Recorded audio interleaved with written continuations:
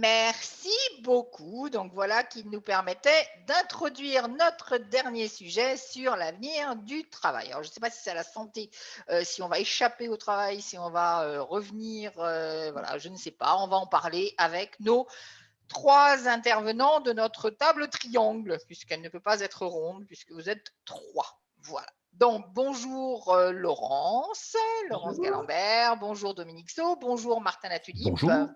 Un merci spécial à Martin. D'ailleurs, il fait noir chez lui. Je vous ferai remarquer que chez nous, on s'apprête à déjeuner, mais lui, il se lève un peu moins tôt, si j'ai bien compris, que Karine Champagne hier, mais quand même. Donc, bravo, bravo, merci beaucoup.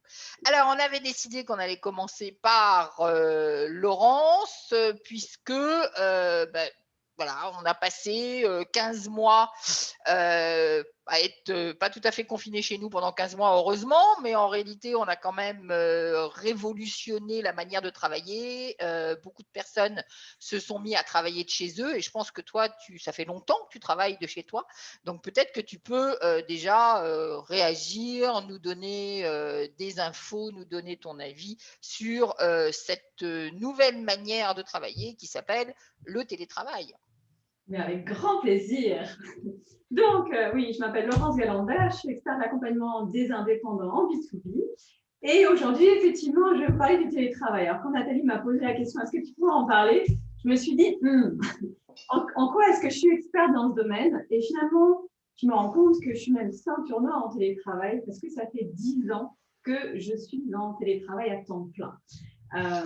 Et ben aujourd'hui, effectivement, au démarrage, j'étais assez seule sur mon île, mais aujourd'hui, vous êtes très nombreux à m'avoir rejoint dans cette aventure du télétravail. Donc effectivement, avec la pandémie, ça a été un des grands changements assez marquants de cette évolution, à savoir un passage finalement en 24 heures à un télétravail massif. Ce qu'il faut voir si on fait un petit retour en arrière, c'est qu'en réalité, en fonction des pays, c'était que 10 à 30% des personnes qui télétravaillaient, et encore, c'était de façon très ponctuelle. Je ne sais pas comment ça se passait chez vous, mais c'est une fois par semaine, parfois même une fois par mois. Donc, c'était loin d'être majoritaire. Et puis, en plus, c'est assez différent en fonction des métiers, plus les cadres ou les personnes qui étaient dans les villes, puisque là, les temps de transport étaient plus importants. Aujourd'hui, on a basculé, on est plutôt entre 40 et 60% de télétravail. Donc, c'est un changement massif. Pour certains d'entre vous, ça s'est passé avec grand bonheur.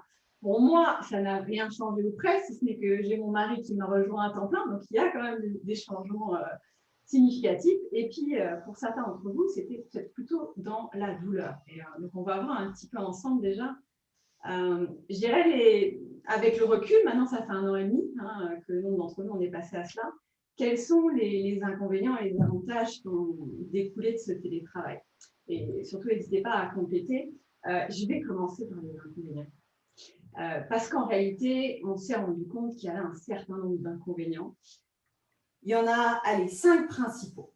Le premier, ça dépend terriblement de votre lieu. Forcément, alors moi j'ai la chance, comme je suis habituée à télétravailler, d'avoir un lieu dédié, un bureau dans la maison, mais nombre d'entre nous, on s'est retrouvés aussi à partager un coin de table dans la cuisine avec son conjoint, avec les enfants qui débarquent en parallèle. Donc ça rend la situation extrêmement compliquée. La deuxième chose qui était significative, eh bien, c'est la promiscuité que ça a pu créer. Être 24 heures sur 24 en famille, ça a des avantages, mais ça n'a pas que des avantages. Donc, ça a pu augmenter le niveau de stress, ça a pu augmenter des conflits, et on va aller même plus loin, ça a aussi été responsable de l'augmentation des violences dans les milieux familiaux. Donc là, c'est quelque chose qui était significatif. Ensuite, à l'inverse, il y a aussi ceux d'entre nous qui avons souffert du manque de lien social. Donc forcément, on s'est rendu compte de l'importance du lien social au travail. Et je dirais même, mes enfants se sont rendus compte finalement que l'école, c'est pas si mal que ça, parce qu'il y a ce lien social qui est créé. Et on se rend compte qu'il y a près de 40% des travailleurs qui ont véritablement souffert d'isolement. Et donc ça a fortement joué sur la santé mentale. L'autre chose, je dirais, c'est au niveau de la qualité du travail, c'est aussi au niveau de la qualité de l'information. Donc peut-être que votre collègue Micheline, ça ne vous réjouissait pas forcément de l'avoir tous les jours, mais finalement, vous vous êtes rendu compte qu'il y avait à la pause café un nombre d'informations informelles qui passaient, qui étaient extrêmement importantes. Hein. On apprend finalement beaucoup dans les couloirs, vous pouvez passer la tête dans un bureau, et ça a totalement disparu. Aujourd'hui, il faut prendre rendez-vous, envoyer un mail pour avoir ce type d'informations. Donc ça crée des freins là-dessus.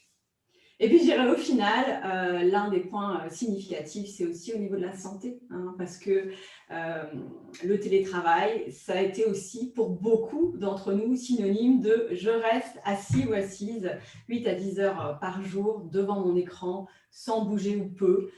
Et donc, beaucoup de conséquences sur voilà, tout ce qui est les muscles là, parce que finalement, on bougeait pour aller prendre le métro, pour aller prendre la voiture. Il y avait quand même ces éléments-là qui ont complètement disparu. Ça va? Alors, est-ce que voilà, vous êtes rendu compte, vous avez vu un peu cette différence pour vous au niveau des inconvénients? Maintenant, ce qui est intéressant, c'est qu'on a beau lister les inconvénients, au final, il y a un sacré consensus sur les avantages du télétravail. Et on va le voir, hein, une grande majorité des gens souhaitent aujourd'hui rester en télétravail, en tout cas une partie du temps. Et ça va être, il y a 3 avantages, je dirais, principaux. Le premier, c'est le gain de temps. Hein, c'est arrêter de se retrouver coincé dans les embouteillages à 8 heures du matin avec 1000 autres personnes. C'est pouvoir du coup profiter un peu plus des moments informels, que ce soit avec sa famille, c'est pouvoir faire ses hobbies. Donc ça a été significatif. Ce que je vois, c'est que les gens ont redécouvert juste le plaisir parfois d'avoir du temps. Hein, et de ne pas être toujours en train de courir. Souvent, je prends l'image d'Alice au pays des merveilles et il y a ce lapin-là, vous voyez, qui est toujours en retard. Il dit « je cours, je cours, je cours, je suis en retard », mais il ne sait plus pourquoi il est en retard. Et je trouve que notre univers aujourd'hui, c'était beaucoup ça. Je cours et je ne sais plus pourquoi je suis en retard, je ne sais plus après quoi je cours. Et d'avoir enlevé toute cette pression des horaires a permis à un nombre d'entre nous de nous réapproprier notre temps. À notre façon. Et pour certains, je vois Anthony qui dit dans le chat, lui, c'est plus de sport, pour d'autres, c'est plus de jardinage, pour d'autres, c'est plus de temps en famille, pour d'autres aussi, c'est aussi plus de travail. Hein. Enlever le temps de transport, ça n'a pas toujours été remplacé par du temps de qualité, ça, il faut aussi le voir. Mais c'est une opportunité de rééquilibrer un peu vie pro, vie perso et de le faire à notre sauce avec nos propres règles. C'est l'autonomie finalement aussi, de ne plus être obligé de faire le 9h, 17h. Alors pour certains, c'est parfait. Pour d'autres comme moi, ça ne colle pas du tout. Moi, j'adore me lever à 6h du matin et commencer à travailler et faire 2 heures de pause à déjeuner. Voilà, chacun peut se réapproprier le temps, dans la mesure du possible évidemment. Hein. La réunion à 2h du mat', c'est plus compliqué. Mais voilà, il y a toute cette respiration et cette liberté, et ça, je trouve que c'est fondamental. Et puis enfin, un point qui est très important à mon sens, c'est la liberté géographique. La liberté géographique, c'est oui, vous pouvez travailler de votre lit si vous le voulez, hein, à condition évidemment de couper la caméra, mais c'est aussi la possibilité, si vous le souhaitez, de quitter le centre-ville pour aller à la campagne, de bosser d'Acapulco si c'est votre souhait. Mais il y a une vraie liberté là aussi qui, je trouve, est significative. Donc, eh bien, même si on a vu tous les inconvénients, et ils sont là, et je pense que ce qui est important, c'est justement pas les occulter, pas fermer les yeux dessus. Ce qu'on se rend compte, c'est à grande majorité, ça c'est les chiffres qui parlent, hein. Moi, je peux vous parler de moi qui vraiment ai fait ce choix personnel parce que ça m'a permis d'avoir un équilibre vie pro, vie perso. Mais globalement, c'est plus de 70 personnes aujourd'hui, quand on les interroge, et ce serait intéressant de voir si vous suivez cette même logique, mais 70 personnes qui souhaitent poursuivre le télétravail, pandémie ou pas. Et ce qui est vraiment encore plus intéressant, c'est oui, les travailleurs veulent poursuivre, mais les employeurs aussi. Et les employeurs, diable, qu'est-ce qu'ils freinaient? Je ne sais pas si certains d'entre vous ont essayé de négocier du télétravail. Quelle négociation ça a pu être, notamment dans les groupes plus classiques, je dirais les grands groupes traditionnels. Finalement, aujourd'hui, il y a plus de 70% également des employeurs qui affirment qu'ils veulent adopter ce modèle de façon permanente. Et donc ça va marquer un changement significatif dans le monde de demain. Pourquoi? On va pas se le cacher, hein. C'est aussi parce qu'ils se sont rendus compte que la productivité est restée, voire parfois augmentée, hein. Donc, en télétravail, non, on n'est pas en train de glander devant Netflix, ça bosse, quoi, hein. Et ça, c'est quand même important de le noter. Et je crois qu'il y avait vraiment cette peur-là chez les managers de se dire comment est-ce que je vais contrôler ma force de travail. Et cette notion de contrôle-là, qui finalement, on le voit avec les chiffres, n'avait pas forcément de sens. Autrement Donc, dit, alors je te ouais, coupe 2 secondes, mais autrement dit, effectivement, les entreprises étaient assez réticentes à cela et il a fallu qu'elles soient devant le fait accompli pour se rendre compte que c'est plutôt bénéfique. Alors, tu n'as pas parlé d'un autre avantage qui est de réduire ses locaux, donc d'avoir moins de coûts, mais c'était plutôt bénéfique du coup pour la productivité, pour les locaux, pour les coûts, etc., de mettre les gens en télétravail. Donc, dans la réalité, ils ont pu expérimenter ça et peut-être qu'on va plus revenir au travail 100% présentiel. voilà. C'est exactement ça. Ils ont été contraints et forcés de basculer en 24 heures, hein, confinés, tout le monde reste à la maison. Alors, ça ne s'est pas fait dans les meilleures conditions. Et c'est quand même important de le noter, hein, parce que normalement, ça s'organise, ça se fait de façon progressive. Et ce qu'on voit aujourd'hui, c'est oui, le télétravail, aujourd'hui, on va parler plutôt de travail hybride, hein, désormais, avec une alternance entre le présentiel et le distanciel, mais pas 5 jours sur 7. Hein, parce que rupture du lien social, parce que rupture de l'information. Donc là, ce à quoi aspirent à la fois les entreprises et les individus, c'est plutôt un télétravail partiel qui serait peut-être à hauteur de 2 à 3 jours par semaine. Et là, on a un équilibre qui semble, un consensus qui semble s'installer pour tout le monde.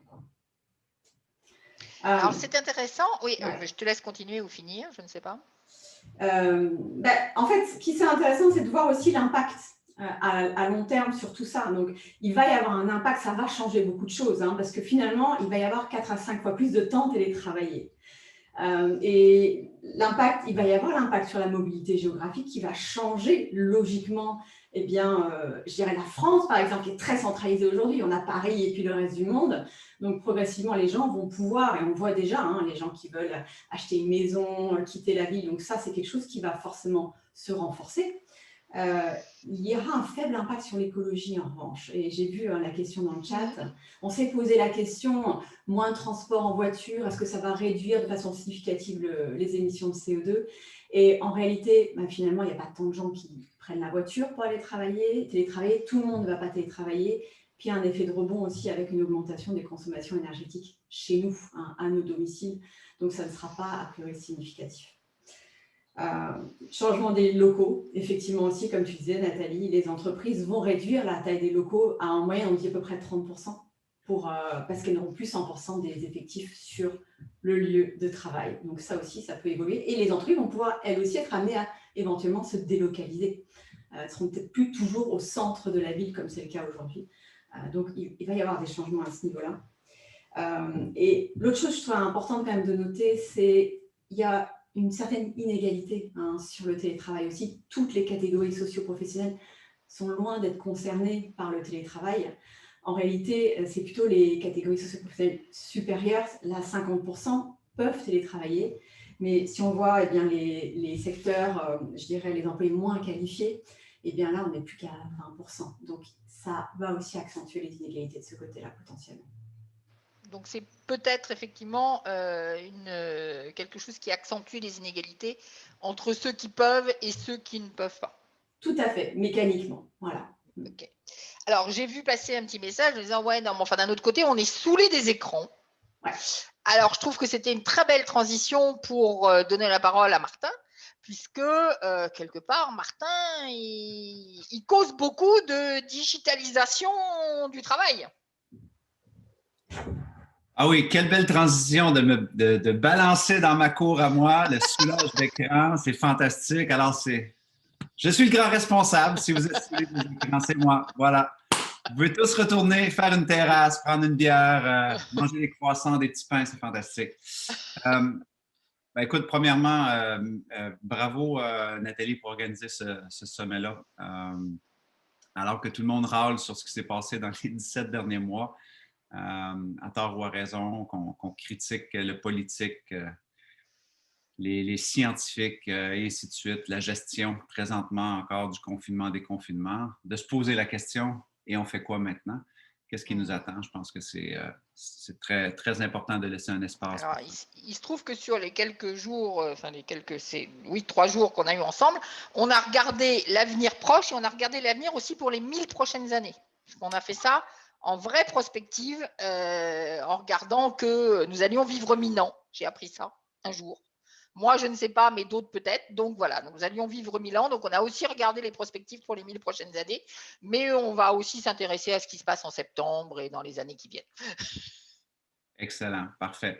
Donc, bravo pour ça et bravo à Laurence. Là. Donc, c'est un excellent exposé. Je pense elle a bien mis la table de ce qui s'est passé, en fait, au niveau du télétravail, les désavantages, les avantages. Et pour ma part, c'est vrai que je prône depuis maintenant un peu plus de 10 ans, peut-être 11 ans même, ce virage-là au niveau de la digitalisation. Mais le petit mot important, en ce qui me concerne, c'était l'humanisation de l'ère digitale pour justement ne pas tomber dans le piège de la digitalisation de l'humain.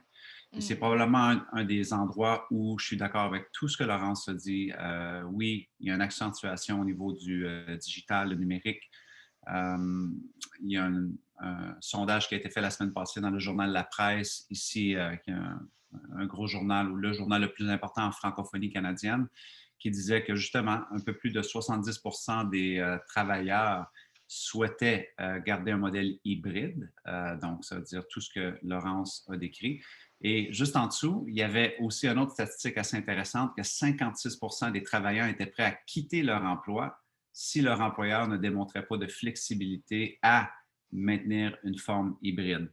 Maintenant, je pense que les enjeux vont se situer beaucoup au niveau des éléments qui sont très intangibles dans l'avenir du travail. Donc, par exemple, la santé mentale. Donc, tout ce que Laurence a décrit avec la mise en place d'un modèle hybride pour lequel on a été forcé. Hein, certains écrits démontrent qu'il y a eu une accélération du digital de 10 ans, en fait. Donc, c'est vrai que les managers retardaient. C'est vrai que les managers parlaient de l'idée du numérique. Mais cette addiction-là à un ancien style de leadership, de voir ses employés, de contrôler les employés et de ne pas faire confiance que la connexion peut être beaucoup plus que simplement se rencontrer en personne, mais elle peut être associée à une culture, elle peut être associée à des valeurs très fortes. Il y a d'autres façons de communiquer maintenant. Les managers étaient très mauvais à voir cela. Ils étaient très mauvais à voir que l'employé pouvait accomplir ses tâches dans un autre cadre, en fait, que 5 jours semaine, dans un horaire très structuré. Donc, on était beaucoup attachés à cela, même s'il y avait des études comme, par exemple, des grandes compagnies comme Netflix, Zappos ou même Microsoft qui avait fait une étude au Japon il y a quelques années où on avait mis la semaine de 4 jours pendant 1 an et le taux de productivité avait augmenté de 40 %. Donc, pas de 4 mais de 40 en faisant travailler les employés 4 jours semaine. Donc, les évidences étaient déjà là. Elles existaient déjà avant le COVID. C'est juste que COVID nous en a mis plein la gueule, a tout bousculé. Et là, maintenant, ben, on a donné le goût à des employés à quelque chose qui était quasiment réservé qu'à des entrepreneurs à l'époque. Les entrepreneurs, la raison pourquoi, en fait, on s'était lancé en affaires, au-delà de vouloir avoir notre produit, notre service, mettre à profit notre compétence, vendre nos produits, c'était pour goûter à cette liberté-là. C'était parce qu'au final, après avoir bossé ou après en avoir bavé, on voulait aussi être capable de structurer géographiquement de où est-ce que l'on travaille, avec qui on travaille, quand on travaille.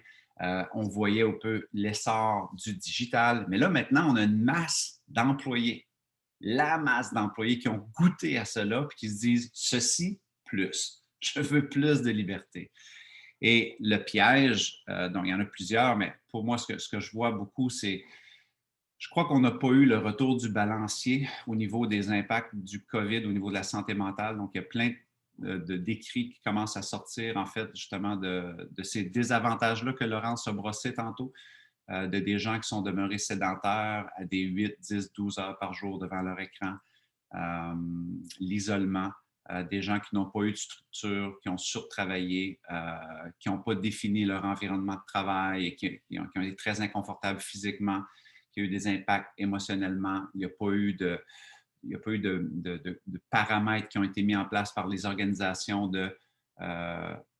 on peut s'écrire des courriels seulement de 8 heures à 16 heures. Mais maintenant, il y a encore beaucoup d'organisations que si je t'écris à 9 heures le soir, je sais que tu es chez toi. Je sais que tu es là. Donc, on attend une réponse. Donc, il y a une culture extrêmement toxique qui s'est installée peut-être inconsciemment, naïvement, mais qui a brûlé énormément des gens. Et ce retour-là, au niveau de la santé mentale, je ne sais pas comment on va le gérer parce que ça va être vraiment assez spectaculaire, selon moi, dans le déconfinement. On ne parle même pas de plein d'autres désavantages aussi que nous, on a vu, mais il y a un petit peu d'hypocrisie qui est jouée là-dedans à l'échelle, je ne dirais pas dire mondiale, mais il y a plein de compagnies qui ont gardé à l'emploi des employés parce qu'il y avait des bénéfices COVID de garder ces employés-là. Et je peux vous garantir que quand déconfinement il y aura des pertes d'emploi assez massives qui vont être annoncées parce que là, ça va être le temps d'annoncer les pertes d'emploi et ça va être parfaitement justifié aussi de faire des annonces comme ça parce que l'économie a changé. Mais là, on va avoir un chômage qui va augmenter, qui va être quand même assez... je ne veux pas être porteur de malheur. Pour moi, c'est juste de l'économie parce que ces gens-là, ils ont vu que ça a changé. Ils ne voulaient pas faire les changements. Les changements ont été provoqués. Maintenant, le gouvernement lui a dit « Hey, gardez les emplois, on donne des subventions. Si vous gardez les emplois, vous avez même des retours, des bénéfices, on paye. » Et tout le monde a profité de cette manne-là. Par contre, il y a beaucoup d'emplois qui se retrouvent maintenant qu'on n'a plus besoin de ces emplois-là. Les gens croient peut-être qu'après le COVID, ça va continuer. Il y aura beaucoup d'annonces, il y aura beaucoup de défis qui vont venir. Donc, pour moi, un des gros défis de l'avenir du travail que je vois avec le numérique, Nathalie, puisque tu as balancé cela dans ma cour, ça demeure quand même l'humanisation. Ça veut dire justement ces gens-là qui auront soif, soit en tant qu'entrepreneurs ou salariés, devront appliquer à la lettre, en fait, ce que Laurence a bien brossé. Donc, est-ce que tu as un environnement de travail? Attends pas que ton employeur organise ton environnement de travail, organise ton environnement de travail sain, calme, paisible, zen, avec tes ressources. La semaine passée, je faisais un mandat pour une des plus grosses compagnies de téléphonie au Canada. Après 17 mois, OK, ils n'ont même pas libéré un budget encore pour aider leurs vendeurs pour organiser leur environnement de travail. OK? 17 mois après. Donc, alors, ça aurait été facile de dire, si on veut déjà aller dans un modèle hybride, on pourrait peut-être libérer un 500 €, un 500 $ ou un 750 $ pour nos équipes de vente pour aménager un espace. Ce n'est pas fait encore. Donc, et là, on va rentrer dans la même rhétorique du oui, mais les patrons ne le font pas pour nous, ainsi de suite. Donc, prends en responsabilité ton environnement de travail parce que ça va demeurer. Il va y avoir un hybride. Assure-toi de structurer ton quotidien. Non, ce n'est pas vrai que tu as besoin de travailler 8 à 10 heures par jour connecté devant un écran. Tu peux aller prendre des marches, tu peux respirer, tu peux avoir une hygiène de vie. Toutes ces choses-là, elles sont extrêmement importantes. Elles étaient importantes dans le vrai travail quand on se rendait travailler. C'est pour ça que des compagnies comme Google, Facebook, Zappos étaient très innovatrices à quoi? À laisser des espaces de méditation, de relaxation, de jeu, de ludique pour leurs employés. Parce que même en milieu de travail, il y avait vu que les recherches démontraient que productivité, c'est pas la même chose que épanouissement et qu'on devait laisser des espaces d'épanouissement à nos employés. Si vous allez prendre un virage hybride télétravail, de quelle façon allez-vous vous épanouir dans votre maison? De quelle façon allez-vous vous épanouir dans votre environnement? Peu importe ce que c'est, vous devez avoir une vraie réflexion par rapport à cela. Par la suite, un des gros changements sur lesquels tout le monde devrait vraiment réfléchir, c'est est-ce que mes compétences sont à jour? Parce que moi, je le vois dans les 10 dernières années, alors que je prône un gros virage au niveau de l'humanisation de l'ère digitale, ça veut dire ces personnes-là qui veulent se créer un métier avec leurs compétences, leurs passions, dans le confort de leur maison, à partir de leurs compétences. Mais pour cela, ils devaient acquérir la compétence du numérique. Donc, peut-être se construire un site Internet, apprendre les médias sociaux, apprendre à communiquer à travers une caméra. Il y a une différence entre avoir un rêve et un objectif de se réaliser dans un truc et de comprendre avec une énorme lucidité que dans la vie, chaque rêve est très souvent appuyé sur une ou des compétences. Et l'humain, malheureusement, croit vraiment qu'il a acquis ses compétences lorsqu'il était à l'université, le bac plus, ou peu importe ce qui a été cherché comme compétences, et souvent, il arrête de se former. Maintenant, la durée de vie des compétences, parce qu'on sait qu'à peu près d'ici 2030, selon certaines études, plusieurs des compétences requises ou qu'on enseigne à l'école ne seront plus du tout utiles à l'être humain sur le marché du travail dans un horizon d'à peu près 9 à 10, 12 ans. Alors, aujourd'hui, est-ce que j'ai des compétences au niveau numérique pour me débrouiller, pour être capable d'avancer? Quelles sont les nouvelles compétences que je peux développer? Et ça peut paraître super simple. Mais Nathalie, dans un monde où, sans vouloir généraliser, je vais parler que pour le Québec, dans un monde où on a beaucoup encore une mentalité d'État-providence. Nous, on n'a pas ça en France du tout. Je te le dis, en France, l'État-providence, c'est pas du tout notre truc. Oui, mais je veux pas me faire des ennemis ce matin. Il est quand même tôt encore, là, OK? Dans un monde où on a encore énormément de culture d'État-providence et que la compétence clé va être adaptabilité, je veux dire, ça ne peut pas être la faute du gouvernement si on ne s'éduque pas dans telle et telle chose. Aujourd'hui, avec Google, avec YouTube, on peut s'éduquer, on peut voir des tutos. Donc, l'autonomie de sa propre adaptabilité, je peux passer des semaines, des mois et des années à dire « Ouais, mais moi, le numérique, ça me saoule. Ouais, mais moi, tous ces trucs-là, ça me saoule. » Je peux passer des années à perdre vraiment des belles années d'adaptabilité qui vont commencer maintenant et qui ont déjà commencé, ou me dire « Attends, quelles sont les compétences maintenant que moi, selon mes passions, selon mes valeurs, selon mon corps de travail, que je pourrais peut-être ajouter qui viendrait sécuriser mon employabilité. Pas ton emploi. Est-ce que tu es employable encore dans l'économie d'aujourd'hui? Parce que l'emploi, ça va énormément évoluer. Il y a des emplois qui vont disparaître en raison de la robotique, en raison de l'intelligence artificielle. Mais est-ce que toi, tu demeures une personne employable? Là, il faut se poser la question, qu'est-ce qu'une personne employable? Donc, par exemple, nous, au Québec, on peut dire, OK, pour les gens qui ont travaillé qu'en français toute leur vie, est-ce que tu pourrais apprendre une deuxième langue? Si tu apprends l'anglais, peut-être que tu es plus employable dans un écosystème d'une économie mondiale.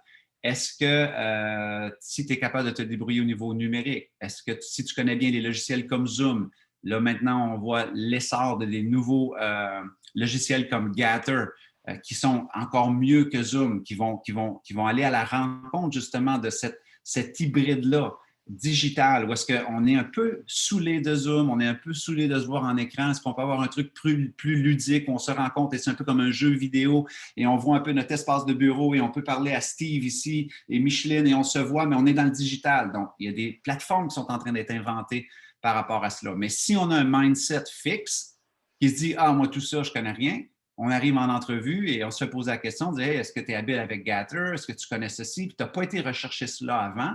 Tu n'as pas fait l'effort de dire c'est ma responsabilité d'être adaptable et employable aujourd'hui avec les nouvelles compétences, tu es foutu.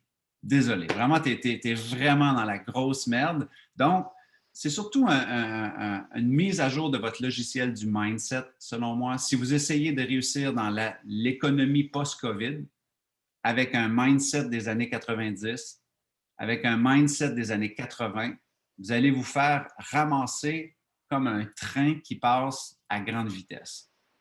Donc, je crois vraiment que les gens, et ça, ce n'est pas la morale que je vous fais, je veux juste vous dire, si vous êtes une personne qui a l'habitude, on va dire, de balayer ses problèmes sur le gouvernement ou sur l'économie ou sur le patron, c'est OK, je l'ai déjà fait aussi.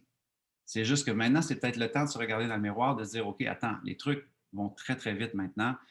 Et si je comprends bien ce que tu me dis, Martin, la responsabilisation, l'adaptabilité, mettre à jour mes compétences et peut-être même comment apprend-on une compétence?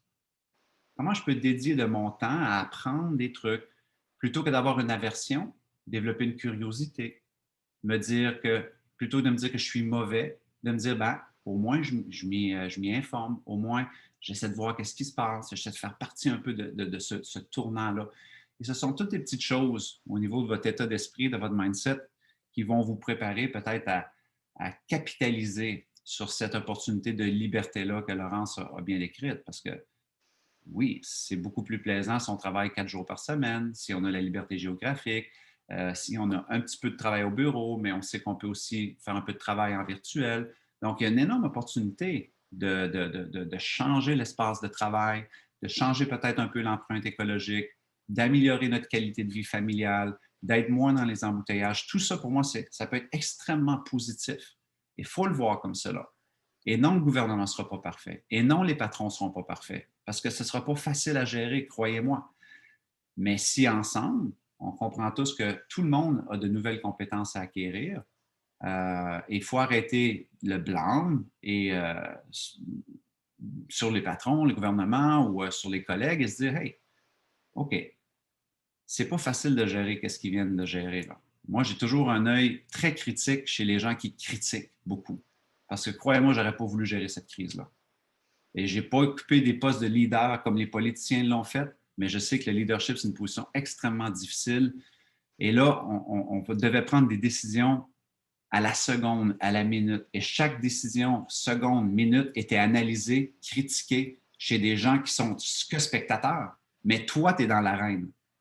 Mais là, les prochains mois, ça va être un peu la même chose. On a des patrons ou des employés qui sont en position de décisionnelle ou de pouvoir, à qui on va demander de prendre des décisions. Et nous, il y a des employés qui vont juger à la seconde, à la minute, il n'aurait pas dû faire ceci. J'ai vu un article sur Google, puis ça, ce n'est pas la bonne décision. Et là, nous, on est rendu des gros gérants d'estrade. On est des gros gérants de ce qui est en train de se passer présentement. Ça, non seulement c'est contre-productif, ça ne vous mènera jamais à rien, ça va probablement tuer l'organisation à laquelle vous appartenez. Donc, je crois vraiment que ce mindset-là de bienveillance, même si on fait un virage dans le numérique, humanisation, bienveillance, respect, co-création, mettre à jour ses compétences, va nous permettre de goûter à cette méga liberté-là à laquelle, avouez, ce serait super d'avoir un modèle hybride, ce serait super de voir plus nos enfants, ce serait super de, oui, faire un peu d'écran, mais descendre, jouer avec nos enfants. C'est fantastique, c'est incroyable. Donc, pour moi, il y a plein de choses vraiment positives, mais il y aura vraiment des trucs que l'on devra être très prudent au niveau nous-mêmes de notre état d'esprit, de notre mindset, parce que sinon, on va tourner en rond et il y aura beaucoup de toxicité avec ce nouveau modèle hybride-là et ça ne sera jamais parfait. Les gens vont se plaindre, les gens vont râler, le gouvernement aurait dû en faire plus. Ça va être de la merde encore. Donc, pour moi, je pense que les gens doivent un peu se réveiller et réaliser que ce n'est pas parfait, mais entre vous et moi, si vous pourriez avoir un peu de perspective et aller marcher une journée dans les souliers de vos arrière-grands-parents, arrière-arrière-grands-parents, grâce à qui vous êtes ici. Peut-être que dans votre petit confort, vos petits défis, vous fermeriez un petit peu votre gueule et vous vous diriez, waouh, quelle opportunité que j'ai aujourd'hui. Regarde dans ce que je vis, regarde le confort, le luxe, la possibilité, les gens qui essayent d'améliorer les choses. Waouh! Selon moi, si vous voulez mon avis, même je sais qu'il y a des gens qui voient le noir. On n'a jamais vécu dans un air aussi abondant, aussi exceptionnel pour faire notre différence, pour travailler à partir de chez soi. Imaginez que j'aurais été voir mon arrière-arrière-grand-père dire, hey, grand-papa, moi, je travaille à partir de chez moi, dans un écran. Les gens m'envoient des sous, je vends un service, ainsi de suite. C'est rigolo, mais tu sais, grand-papa, c'est difficile, là. Hey, tu sais, parce que je suis fatigué, là, puis là, le gouvernement, il n'a pas pris des bonnes décisions, là, puis là, grand-papa, je ne suis pas content. Mon grand-père aurait probablement pris une pelle, puis il m'aurait frappé avec la pelle dans le visage, dire, mon petit salaud, va-t'en chier. T'es une merde, OK?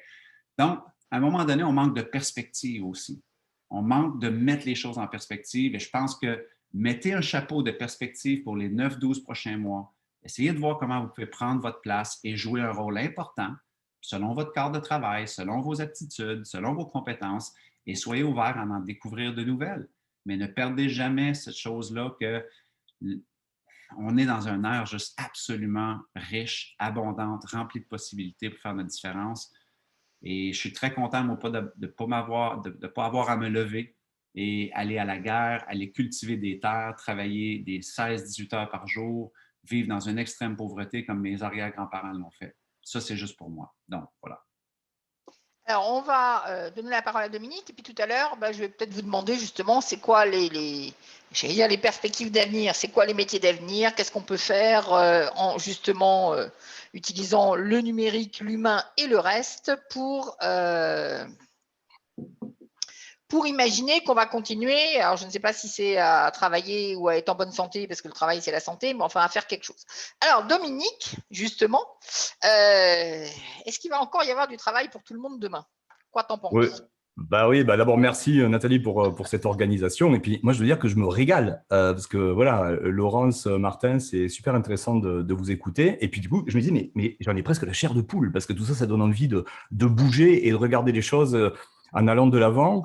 Et il y a tout un ensemble de points qui ont été évoqués, puisqu'on a vu que le télétravail, c'est un petit peu comme l'Internet. On ne reviendra pas en arrière. Bien sûr qu'il va falloir composer avec. Et donc, le premier secret, c'est de s'adapter. Sur le digital, bien sûr, l'employabilité telle que Martin vient de la définir. Aujourd'hui, on est dans ce qu'on pourrait appeler l'humain augmenté. Et on peut utiliser le digital pour faire plus largement ce qu'on aime faire au quotidien. Donc, moi, je vais aborder les choses sous l'angle de l'emploi. D'abord avec ce petit clin d'œil parce qu'on est aujourd'hui le 4 juillet. Le 4 juillet aux États-Unis, c'est Independence Day. Donc, parce que je pense que c'est ça l'idée. C'est-à-dire que cette époque, c'est un appel. C'est un appel pour chacun d'entre nous, chacun d'entre vous de se dire mais c'est quoi mon rôle dans la société? Comment je peux apporter de la valeur? Donc, alors, si je devais l'aborder d'abord juste sur le thème de l'emploi, je dirais qu'aujourd'hui, on n'a pas de problème d'emploi. En tout cas, il y a peut-être un problème d'emploi, mais il n'y a pas de problème de travail. Donc, en fait, ce qu'il faut bien avoir à l'esprit, c'est qu'il n'y a pas d'employeur, mais il y a de plus en plus d'activités. Et donc, le secret, c'est de se dire, en fait, à quel endroit je pourrais peut-être, moi, devenir mon propre employeur. Et ça va nous aider à regarder un petit peu le terrain de jeu, de se dire, mais finalement, ce dont on parle quand on est sur le terrain de l'emploi, c'est surtout le contrat de travail, en fait. Si on cherche le sempiternel CDI, c'est compliqué parce que dans le CDI, on cherche une structure, on cherche finalement le projet de quelqu'un d'autre. Mais est-ce que ce ne serait pas plus sain aujourd'hui d'imaginer, de se dire, cette époque, elle me permet à moi d'avoir mon propre projet et de se dire, il y a plein de formes de l'emploi. Les gens ne connaissent pas toutes les formes de l'emploi. On peut très bien être en collaboration avec une entreprise sous forme de portage salarial, sous forme de groupement d'employeurs, sous forme de partenariat dans les modèles en réseau. Il y a plein d'occasions de pouvoir exercer une activité selon ses règles à soi. Et ce que je trouve d'excellent dans cette époque-là, c'est que les moyens, le télétravail et le digital, nous redonnent tout un ensemble d'options pour, du coup, reprendre le contrôle de tout ça. Alors, des exemples. Premier sujet aujourd'hui, diversifiez-vous. C'est-à-dire, imaginez peut-être de repenser votre rapport au travail. Moi, j'ai pris peur à une époque de ma vie où j'étais salarié, au cap de la trentaine, en fait. J'ai eu une prise de conscience. Et je me suis dit, mais attends, en école de commerce, le premier truc qu'on t'apprend, c'est qu'une entreprise saine ne devrait pas dépendre d'un seul fournisseur ou d'un seul client. Parce que si l'entreprise dépend d'un seul fournisseur ou d'un seul client, eh bien, c'est le fournisseur ou le client qui fait la loi. S'il veut bouger les prix, eh bien, l'entreprise est obligée de suivre. Et là, tout d'un coup, je me suis rendu compte, mais moi, en tant que salarié, en fait, je dépends à 90% essentiellement du revenu que mon employeur veut bien m'octroyer. Et à partir de là, je me suis dit, il y a un truc qui ne va pas.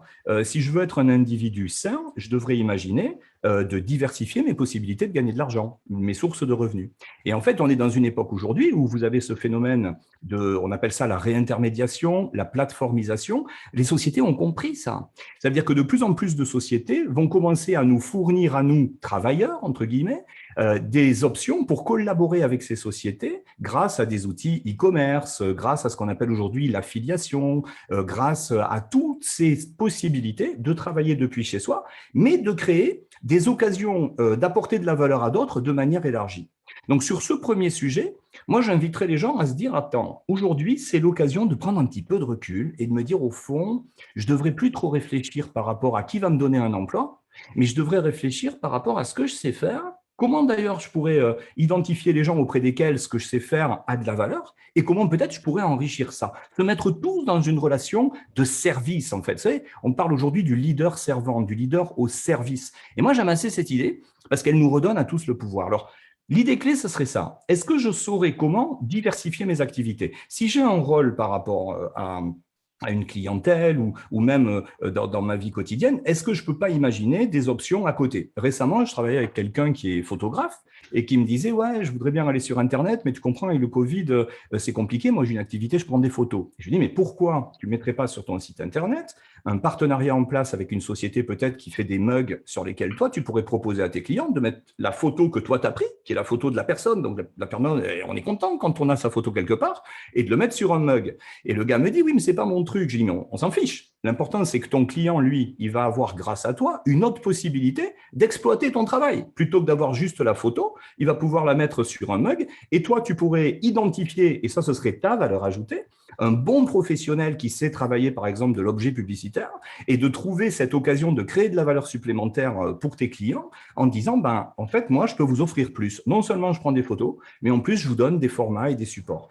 Et Internet permet aujourd'hui d'aller identifier des sociétés qui ont une partie de la prestation et qui vont le faire très bien de leur côté et de mettre en place au milieu ce qu'on appelle un lien, par exemple, d'affiliation et de trouver des occasions d'être en partenariat avec de l'apport d'affaires et de pouvoir en fait créer de la valeur pour d'autres en parallèle de ce que vous faites déjà. Et c'est ça la promesse des métiers de demain. Donc, première idée, diversification. Comment est-ce que je pourrais apporter plus au monde et du coup générer des revenus qui vont sécuriser ma situation financière? Deuxième idée, réfléchissez à la manière dont vous pouvez générer des revenus en ligne. Vous pouvez aujourd'hui générer des revenus en ligne à travers des possibilités d'avoir de la récurrence. Il y a plein de gens qui se lancent sur Internet aujourd'hui ou dans le développement personnel. Il y a un petit peu ce mix des deux. Et donc, par rapport aux emplois de demain, on a en ce moment cette culture de revenir vers le métier passion. La problématique, c'est que le métier passion, ce n'est pas toujours le métier qui va être rentable. Donc, moi, j'invite les gens aujourd'hui à se dire, il est où mon ADN ? Qu'est-ce que j'aime faire?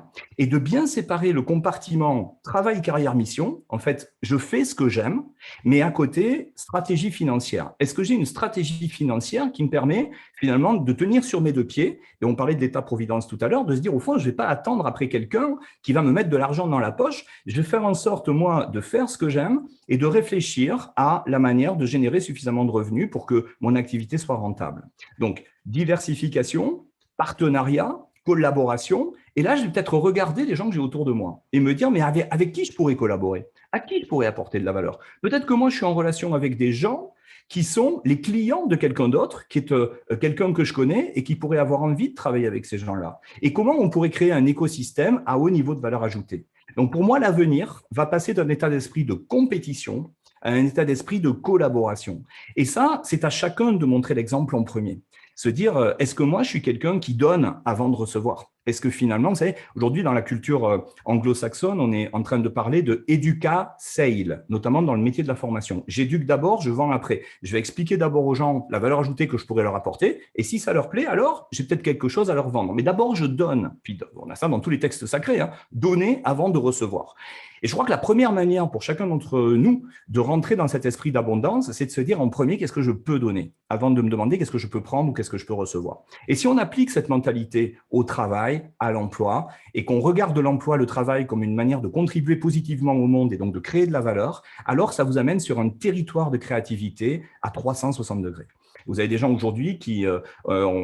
j'avais une personne très touchante cette semaine qui a malheureusement été victime d'un cancer. Eh bien, elle a écrit un bouquin là-dessus, elle crée son blog là-dessus et elle a travaillé avec une illustratrice et elle est en train de créer un écosystème qui va être porteur de sens pour des gens dans la même situation qu'elle et en même temps, ça va stabiliser ses possibilités de générer des revenus en ligne depuis chez elle parce qu'évidemment, dans ces contextes-là, on est peut-être moins apte au travail que d'autres. Et du coup, à travers sa démarche, elle fait un pas en avant, elle ose, et donc elle devient extrêmement inspirante pour d'autres. Donc ne vous y trompez pas, quelle que soit la situation de difficulté dans laquelle vous vous trouvez, nous rentrons dans un monde, pour reprendre cette chanson de Goldman, vous voyez, j'ai des références poétiques de qualité, mais Goldman, il a cette chanson qui dit « c'est ta chance ». Je sais plus je vais pas vous la chanter, mais il dit grosso modo « il y a tant d'envies, tant de rêves qui naissent d'une vraie souffrance ». Voilà, qui te lance et te soutient. C'est-à-dire que si vous savez regarder vos difficultés comme étant peut-être votre chemin pour inspirer d'autres personnes qui demain seront dans les mêmes difficultés que vous, et vous, votre job, c'est de passer la barre, aller de l'autre côté de la berge pour inventer la solution qui va, alors là, vous aurez de l'employabilité parce que vous allez inspirer tous les gens qui sont dans la même situation que vous. Donc, mais pour tout ça, et pour terminer là-dessus, parce que je sais qu'ensuite, il y a l'esprit du débat, il faut vraiment rentrer dans cette idée que, voilà, il faut avoir la tête dans les étoiles, mais les pneus qui collent à la route. Les pneus qui collent à la route. Il existe aujourd'hui plein de possibilités de développer du business plan, de développer sa culture financière. Alors, pour le coup, avec Nathalie, vous êtes au bon endroit.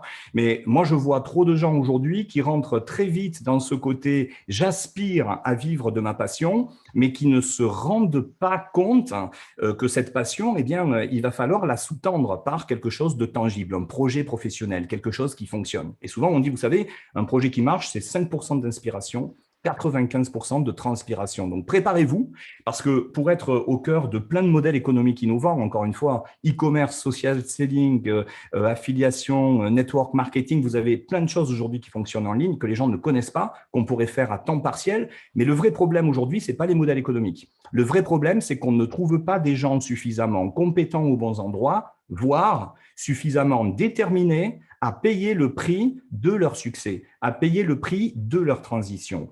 Et c'est pour ça que pour tous ceux d'entre vous qui sont là, je vous félicite vraiment. On est un dimanche, il est midi, on est en plein mois de juillet, il fait chaud, vous pourriez être ailleurs. Et si vous êtes là, c'est qu'il y a une petite voix qui vous dit… Je te coupe 2 minutes, mais il fait chaud, c'est juste parce que tu es à Toulouse. Parce qu'ailleurs, il ne fait pas chaud. Mais Ici. il est quand même voilà, soit midi, soit des bonnes heures. Voilà. On est Et toujours même pas pour dimanche. Martin en plus. Il n'est même pas midi, il est beaucoup plus tôt pour lui. Mais en même temps, il pleut pas à Toulouse. Hein. Moi, je ne sais pas, il y a quelqu'un qui dit qu'il pleut à Toulouse, pas du tout. Hein. Donc là, il fait un très grand soleil. Et c'est peut-être là-dessus d'ailleurs que j'ai envie de conclure, c'est de vous dire liberté.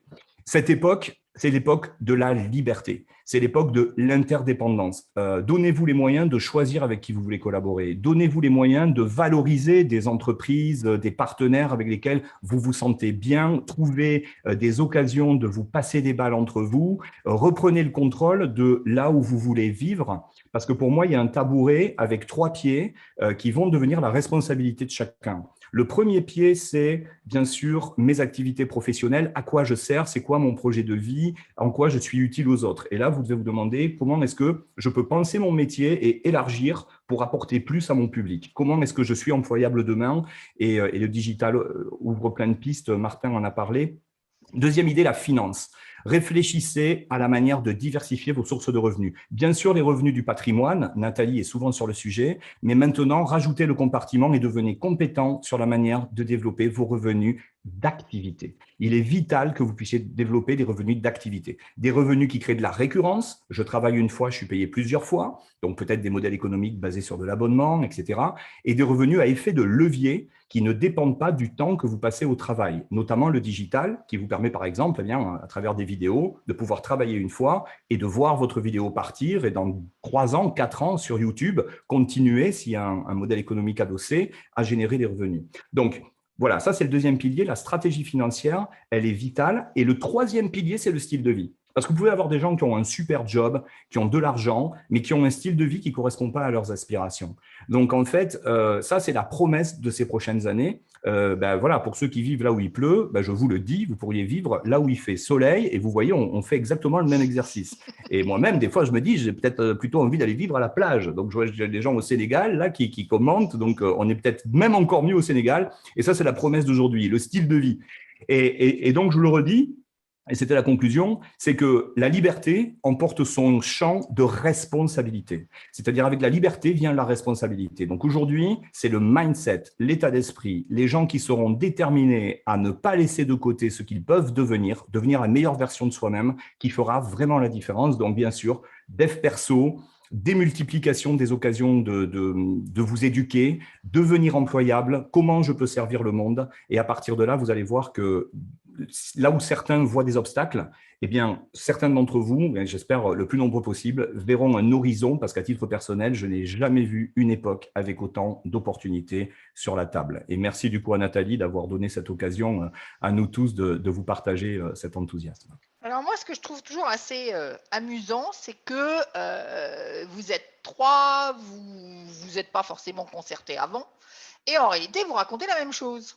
Donc, c'est quand même assez passionnant. Néanmoins, est-ce que justement, soit Martin, soit Laurence, vous voulez rebondir sur cette idée d'interconnexion, cette idée d'être indépendant? Est-ce qu'on peut imaginer une société où on serait tous indépendants? J'en sais rien. Qu'est-ce qu'on peut faire justement, puisque Dominique nous a lancé 3 pistes en disant style de vie, finance, activité professionnelle, qui correspondent à son… j'ai bien aimé ton idée de revenir au métier passion. Bref, je vous laisse, Laurence, Martin, Dominique, vous vous débrouillez. Moi, il y a un chiffre qui m'a marqué quand même, c'est 85% des emplois de 2030 n'existent pas aujourd'hui. Donc, aujourd'hui, on est dans un univers qui change tellement vite. On ne sait pas de quoi sera fait demain. Il y a l'intelligence artificielle, il y a la robotique, il y a la réalité virtuelle. Et ça va continuer à fortement changer les métiers.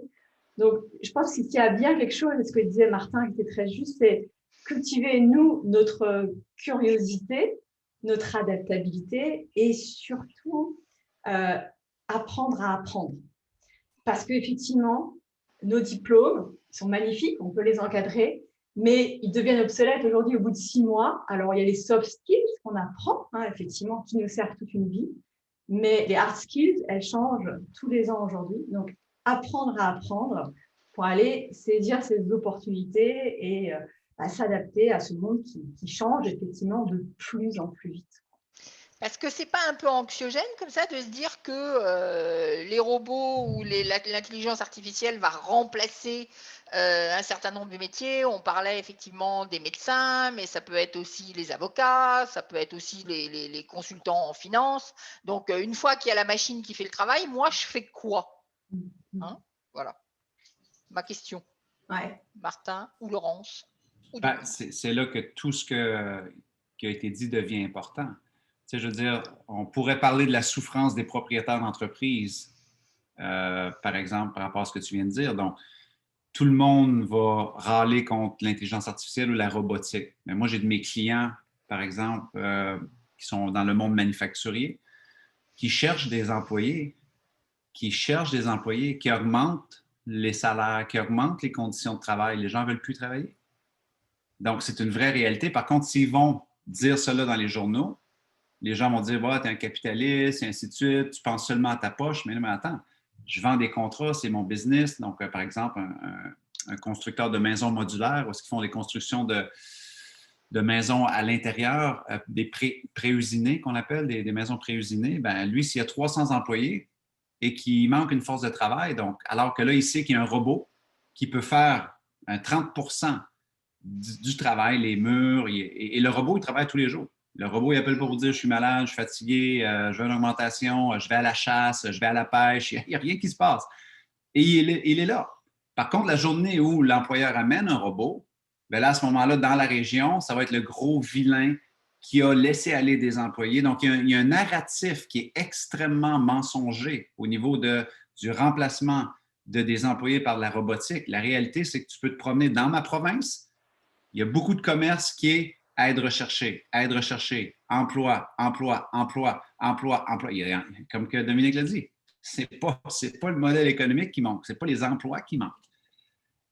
Et puis, je crois que ça… Moi, je ne veux plus faire ça là. Et là, quand on embauche des immigrants, ben là, on est comme, ils viennent voler nos emplois. Il y a un narratif qui est tellement faux et mensonger par rapport à l'intelligence artificielle, la robotique ou même l'utilisation d'une force de travail qui vient d'un pays extérieur, qui vient aider énormément nos entreprises. Et là, quand que l'employeur ou l'entrepreneur a fait cela pendant des années, avec des marges de crédit de des millions de dollars, des vraies complexités, et qui décide de fermer l'usine, et qui décide d'envoyer l'usine au Mexique, là, c'est encore lui le gros vilain. Oui, mais c'est parce que le modèle économique ne pouvait plus survivre ici. Comprenez? Mais nous, on manque de perception sur qu'est-ce qui s'est passé pendant 5 ou 10 ans qui a mené à cela. Donc, la réalité, elle est… oui, ça peut être anxiogène, Nathalie, juste pour rebondir sur ta question, mais la réalité, c'est que ce sera ce que ce sera. Comprenez, de vouloir se faire de l'anxiété future sur ce qui va être, ben, justement, le futur, c'est une idée. C'est une illusion qui n'existe pas. Tout ce qu'on a fait ici, Ce n'est que prédiction, projection sur ce que Dominique voit, sur ce que moi je vois, sur ce qu'on ressent sur le terrain. Et ce qui fait de nous, on va dire, mettons, des experts, c'est qu'on est dans le terrain, on voit, on est à l'écoute, on regarde un peu ce qui est en train de se passer. Mais tout ça n'est qu'illusion quand même. Moi, j'aime me préparer, c'est peu importe ce que ce sera, j'aurai l'adaptabilité d'essayer de voir qu'est-ce qui peut être fait. Donc, j'ai beaucoup aimé la phrase de Dominique aussi, qui est avec la liberté vient la responsabilité. Donc, moi, je ne sais pas de quoi sera fait le futur. Par contre, je veux de la liberté et peu importe ce que ce sera, je sais que ce sera ma responsabilité aussi de m'adapter. Donc, peu importe ce que ce sera. Mais ça va en revenir beaucoup à notre façon de réagir et de répondre à ces opportunités-là ou à ces nouvelles économies-là ou à ces nouvelles compétences-là. Moi, je n'ai pas vraiment beaucoup d'énergie à râler sur pour ou contre, on n'aurait pas dû, ou pourquoi. À l'âge où je suis rendu, là, je parle comme un grand-père, là, mais pour moi, je veux vraiment juste kiffer, tu comprends? Donc, ça veut dire, des fois, je comprends que les décisions ne sont pas faciles et j'essaie juste de voir, Alors, hey, qui dit kiffer, dit, je suppose, que tu rejoins l'idée de métier passion. Et que, est-ce que tu veux nous dire que est-ce que tu veux nous en dire plus sur le fait que c'est la bonne période quand même pour rentrer dans des métiers passion? Plus que jamais, parce que les employeurs cherchent des prestataires pour remplir une compétence. On appelle ça le besoin du moment. Donc, présentement, dans les organisations, les plus grandes sociétés, il y a une grosse vague qu'on appelle le just-in-time training. Donc, la formation sur le besoin du moment. Donc, on forme sur la tâche. Donc, tous les gens qui sont formateurs, conférenciers, consultants, qui ont une compétence X, Y, Z ou qui apprennent la compétence pour ensuite l'enseigner, il y a une explosion vraiment de ces gens-là qui ont des métiers passion. Ceci étant dit, je veux vraiment juste renforcer cela. Ce que Dominique a mentionné tantôt, c'était tellement juste. C'est pas tout le monde qui est prêt à payer le prix du métier passion ou à payer le prix du succès qu'on va appeler. Des fois, les gens ont de la difficulté un peu. J'ai vu tantôt dans les commentaires, la personne, qu'est-ce que ça veut dire? Ça veut dire que le succès, c'est une idée qui est fantastique. Liberté, abondance, argent, style de vie. Mais avec le succès vient des inconvénients. Le genre d'inconvénient qui est des horaires extrêmement difficiles, de l'insécurité, comment je vais manger la semaine prochaine, est-ce que mon client va dire oui, il va dire non. Il y a une tonne de compétences psychologiques, tactiques, émotionnelles à être capable d'apprendre à gérer parce que ça s'apprend.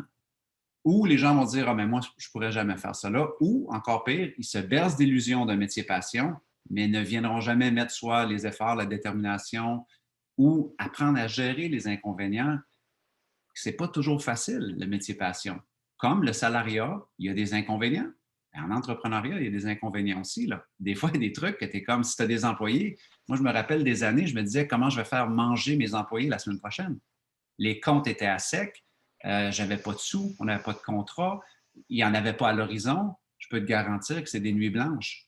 Payer le prix du succès, c'est apprendre à naviguer ces eaux-là, développer des compétences, mieux gérer le métier passion pour arriver justement à trouver un endroit un peu plus serein. La bonne nouvelle, c'est que ça se fait. Et la deuxième bonne nouvelle, c'est que oui, maintenant, c'est le temps de le faire. Moi, ça fait des années que je le prône, mais on voit une accélération encore plus de cette tendance-là. Rapport au COVID ou juste rapport à... C'est la bonne période pour... Ça existait même avant COVID. Le malaise au niveau du le modèle que le salariat offrait. Et encore une fois, c'est des gens qui demandent un salariat. Là, je vous applaudis 100%, c'est parfait. Il y a des gens pour qui le salariat, c'est fantastique. J'expliquais ce week-end à mon enfant. Je disais, il y a des gens pour qui que leur valeur, c'est quand moi je termine de travailler, je veux aller à la maison, m'amuser, kiffer la vie et pas avoir aucun dossier en tête. Et mon chèque est déposé à tous les mois ou à tous les 2 semaines, selon où est-ce que vous demeurez. Et c'est parfait. Et ils veulent faire leur vie de cela avec une petite augmentation salariale à tous les années ou peu importe. Et c'est parfait. Ils ne veulent pas gérer ce souci-là. L'entrepreneur, souvent, s'il arrive à 4 heures, ça se peut qu'il y ait des responsabilités à 5, à 6, à 7, à 8. Pas tout le temps. Mais si on se dit la vérité, c'est qu'au début entrepreneurial, le démarrage, des fois, tu vas en prendre plein la gueule.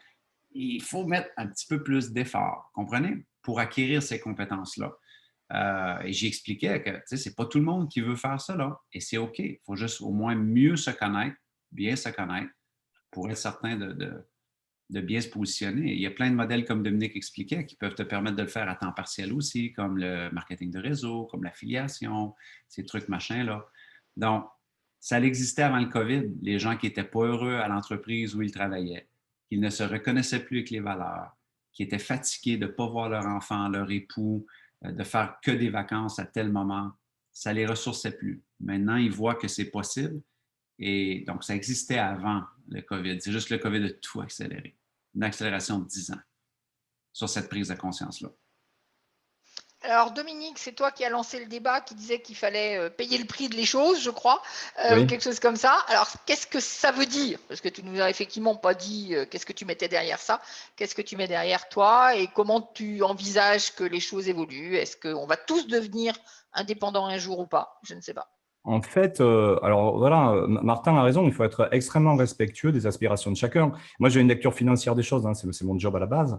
Donc, par exemple, je pense que c'est bien d'avoir un job salarié parce que ça permet d'avoir des crédits bancaires. Mais le job salarié, ça pourrait être un démarrage de carrière, ça pourrait être quelque chose moi, j'aime bien l'idée de la personne qui dirait « j'ai un job à temps plein pour payer mes factures ». C'est Jim Rohn qui disait ça. « J'ai un job à temps plein pour payer mes factures et j'ai une entreprise à temps partiel pour gagner ma liberté financière ».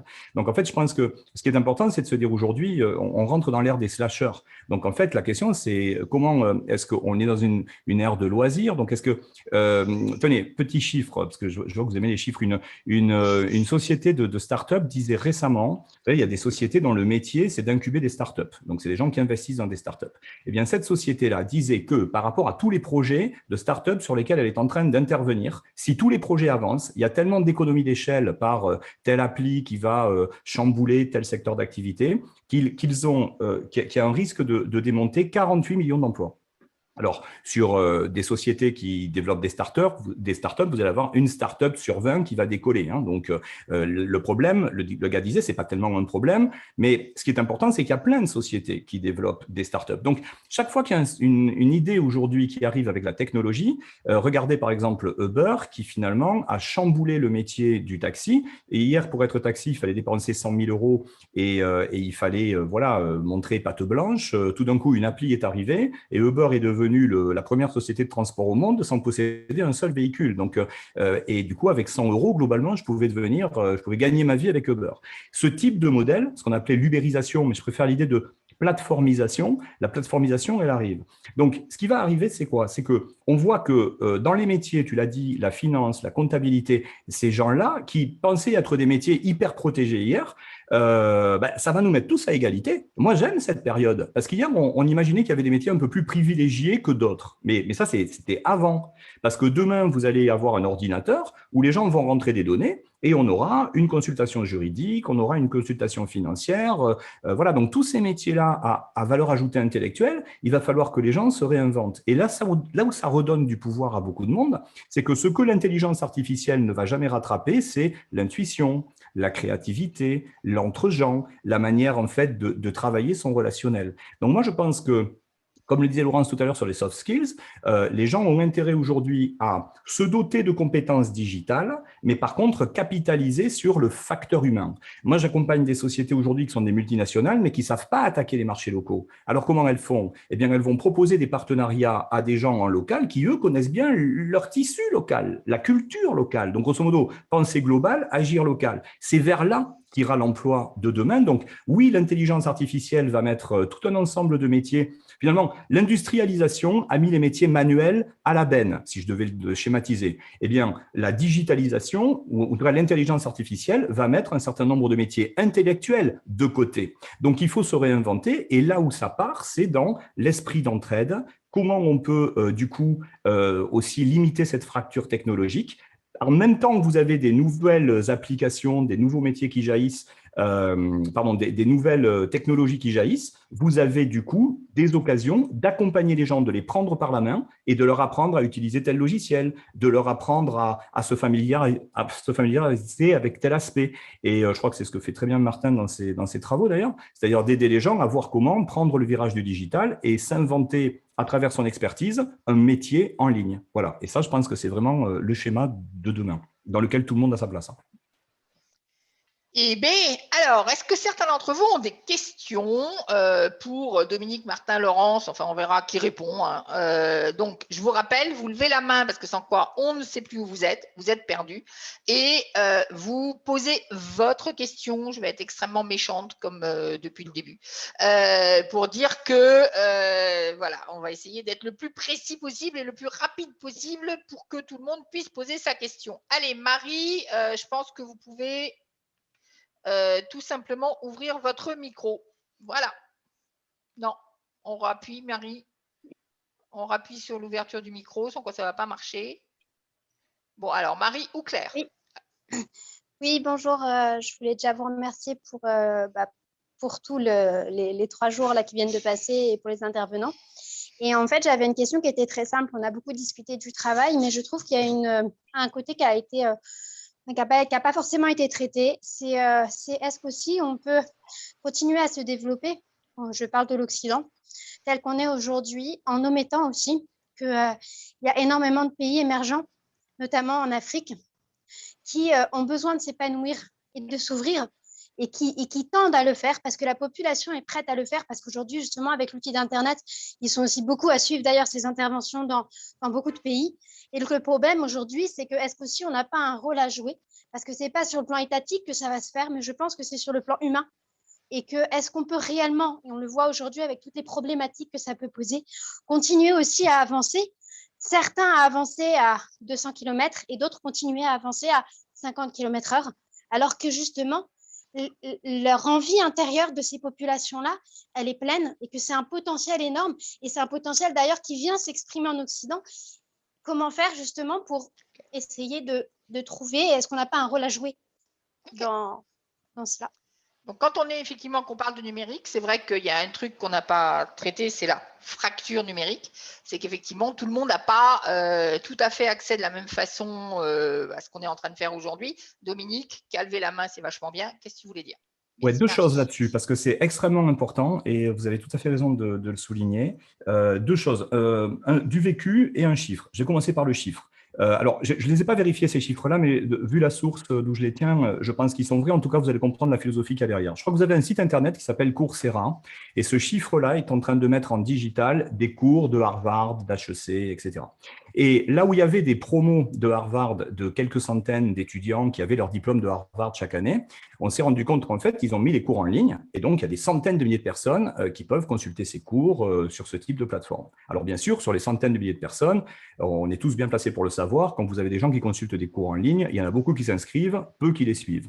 Mais on s'est rendu compte qu'il y avait 15 000 personnes qui passaient le diplôme de Harvard, donc par rapport aux quelques centaines de personnes du vrai diplôme de Harvard chaque année, on s'est rendu compte qu'il y avait une explosion grâce à cette technologie de gens qui pouvaient accéder à ces cours. Mais mieux encore, on s'est rendu compte que l'essentiel de ces 15 000 personnes venaient du continent africain et avaient moins de 19 ans. Donc, pendant que nous, dans nos pays, alors c'était rigolo parce que l'intervenant qui racontait ça l'autre jour disait, pendant que nos étudiants sont en train de se demander comment ils vont organiser la prochaine fête étudiant, alors après le Covid, et de suivre les cours juste au cordeau, vous avez des jeunes de 18 ans ou de 19 ans qui sont en train d'étudier les cours à distance dans des pays où il n'y a pas forcément les débouchés. Bien sûr, il y a de l'appétit et ça rejoint complètement cette idée de payer le prix du succès, cette idée d'État-providence, et cette idée d'égalitarisme, c'est-à-dire qu'on revient dans une période où il y a une certaine forme de retour à la méritocratie. Et pour vous préciser du cas réel, moi je bosse donc avec des plateformes digitales. Par exemple, quand on va travailler avec le continent africain, qui sera le prochain poumon économique mondial, hein. En ce moment c'est l'Asie, mais l'avenir c'est l'Afrique, hein, ne vous y trompez pas, hein. Donc, nous, on est un continent qui est un peu voilà, équipé. Donc, il y a des choses à faire ailleurs. Et c'est très intéressant parce que de but en blanc, on peut se dire, tiens, une entreprise pourrait décider de s'installer en Afrique, mais peut-être en Afrique, on va avoir le problème du pouvoir d'achat, on va avoir le problème en local. Mais ça, c'était réfléchir comme avant. Ce que les gens n'ont pas vu, c'est que, par exemple, on prenait l'anecdote du marketing d'oiseau tout à l'heure, mais vous avez une société qui est capable aujourd'hui de vous fournir des sites internet en digital tout clé en main. L'idée, c'est d'accompagner le continent africain où les gens chez lesquels il n'y a pas forcément la zone d'impact local avec le marché local, mais plutôt d'apprendre à quelqu'un qui vit dans ces pays-là comment, grâce à Internet, il pourrait créer du chiffre d'affaires dans d'autres parties du monde plus, on va dire, plus à l'aise financièrement. Donc, en fait, l'enjeu des prochaines années, c'est vraiment de comprendre comment ces populations vont pouvoir jaillir de terre, mais il faut penser autrement. Il ne faut pas penser chez moi en local, il faut passer peut-être, je reste chez moi, mais comment je raisonne avec le village mondial et les outils que ces plateformes vont pouvoir m'apporter. Voilà. Ok. Claire, est-ce que tu veux poser une question? Oui. Oui, merci pour tout. Je note une résistance de certaines personnes autour de moi par rapport à tout ce qui est activité hors travail en ligne, activité plus au niveau des loisirs en ligne, ce qui peut se comprendre vu que les personnes ont été travail en ligne, donc proposer une activité en dehors du travail en ligne, ça fait un peu too much. Et je voulais aussi faire le lien avec l'objection du tout en ligne, avec ce qu'on a vu aussi précédemment, et le fait par rapport à la pollution numérique. Mm-hmm. Voilà. Alors, est-ce que tu as une question pour qu'on puisse c'est ça, en fait, ma question, répondre. c'est… Ah oui, pardon. Comment… Ouais, voilà. Comment gérer en fait ces objections par rapport à voilà, ne pas vouloir travailler en ligne ou ne pas vouloir être trop sur Internet ou des choses comme voilà, ça. parce que effectivement, j'entends très bien ces objections et même si on propose quelque chose de plus intuitif, de plus naturel, mais ça reste du en ligne. Et les gens, en fait, confondent l'outil avec ce qu'on peut proposer qui reste naturel, en fait. Martin, tu veux répondre? Écoute, lorsqu'on force un enfant à manger quelque chose qu'il ne veut pas manger, il ne veut pas le manger. Et très souvent, si on arrête de le forcer de manger ceci, naturellement, peut-être quelques mois plus tard, quelques années plus tard, ce que l'on a voulu instaurer comme idée ou comme valeur revient au bercail et là, finalement, on voit notre enfant manger des légumes ou des trucs comme ça. Okay? Pourquoi je te dis cela, Claire? C'est que ça fait 17 mois qu'on force la planète à manger du Zoom, à manger du Microsoft Teams ou des lives ou ainsi de suite. Donc, c'est normal qu'il y ait une petite aversion. Il y a même des articles qui démontrent maintenant qu'il y a ce qu'on appelle une Zoom fatigue, donc une fatigue Zoom. On appelle ça du languishing aussi, perte de motivation alors qu'on devrait être motivé, un peu plus fatigué, un peu moins enthousiaste lorsqu'on se lève le matin. On a mis un mot là-dessus qui est languirant, languishing, qui est une nouvelle émotion, qui est un petit bébé de santé mentale qui pourrait découler vers un burn-out, une dépression ou quoi que ce soit. Donc, maintenant, il y a une question de timing. Donc, on ne va plus forcer les gens, on ne sera plus confiné à que cela. Il va y avoir un modèle et présentiel et virtuel. Donc, pour moi, je vois un juste retour des choses dans une envie peut-être de faire une activité qui est plus du domaine loisir, de ce que je peux comprendre, de ce que tu m'expliques, à l'effet virtuel. Maintenant, à la base entrepreneuriale, il faut se poser aussi la question, est-ce que mon activité virtuelle, elle est absolument exceptionnelle? Est-ce qu'elle se démarque? En quoi est-ce qu'elle peut se démarquer encore plus? Parce que je peux te garantir que même si je suis fatigué, okay, même si le Zoom, moi aussi, ça m'affecte. Je travaille avec l'Internet. Des fois, j'ai des journées où je ressens l'impact de ces écrans-là sur moi. Si un événement loisir qui est exceptionnel, donc on peut appeler une offre irrésistible, qui est incroyable, qui se différencie des autres, je vais y être. Donc, le boulot de l'entrepreneur, souvent, c'est aussi, oui, peut-être que des fois, il y a une question de timing. Je veux juste être honnête là-dessus, okay? Que c'est ce que je vois. Mais aussi dire, est-ce que cette offre-là, elle pourrait être encore plus bonifiée, encore mieux communiquée, encore mieux articulée? Et moi, j'appelle cela contrôler les contrôlables. Donc, face peut-être à une société qui est peut-être un petit peu plus saoulée du digital, en attendant, qu'est-ce que moi je contrôle? En tant qu'entrepreneur, je veux contrôler mes contrôlables, donc je vais essayer d'aller voir dans mon rond à moi, qu'est-ce que je peux contrôler comme compétence qui peut être améliorée pour mieux communiquer, parce que quand l'opportunité va revenir, ben, je dois avoir amélioré mes compétences de communiquer, articuler, vendre mon truc, le rendre vraiment incroyable, avoir des témoignages clients ou clientes qui disent justement, je ne voulais pas y assister. je me disais une autre rencontre virtuelle. Mais finalement, l'activité de Claire était wow, c'était incroyable. Donc, est-ce que tu peux prendre ce que tu entends, l'insérer dans tes témoignages aussi, comme ça, les clients qui ne veulent pas y assister sous l'excuse ou la résistance du virtuel, lis cela dans les témoignages et dire, ah, je me reconnais, moi aussi, ça ne me tente pas d'y aller en raison du virtuel, mais les gens semblent avoir eu une expérience incroyable, même si c'était dans le domaine du loisir. Contrôler les contrôlables. Moi, je me concentrerai là-dessus. Super. Christine, une question?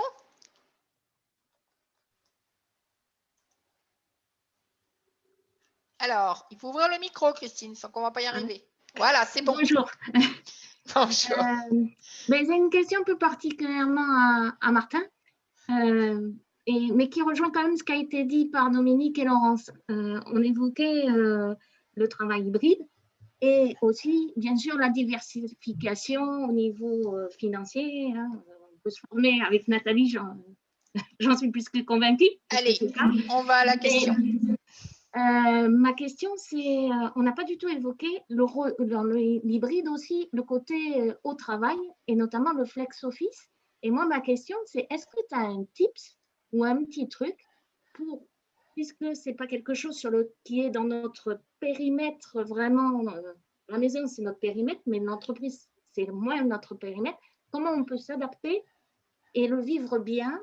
Et est-ce que tu as un tips pour ça? Parce que le flex office aussi chamboule entre guillemets, des années et des années de fonctionnement en entreprise. Oui.